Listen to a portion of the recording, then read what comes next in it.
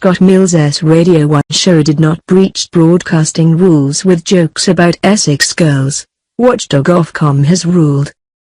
The BBC show was investigated after it sparked complaints that quips were sexist and derogatory. Jokes included "What's the first thing an Essex girl does in the morning? Goes home. Why does an Essex girl wear knickers? To keep her ankles warm. And what does an Essex girl say after her doctor tells her she is pregnant? Is it mine?" An Ofcom spokesman said, "We investigated a series of jokes made in this program broadcast as part of comic relief.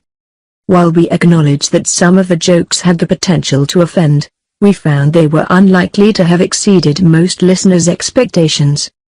The jokes were broadcast in March as Mills and fellow presenter Chris Stark stayed on air for 24 hours in a marathon show to raise money for comic relief.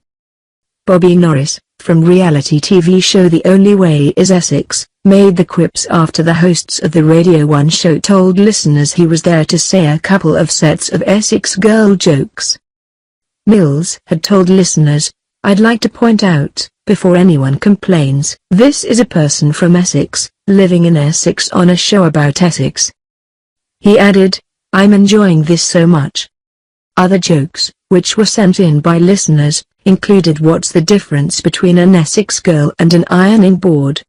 Occasionally you have trouble getting the legs apart on an ironing board."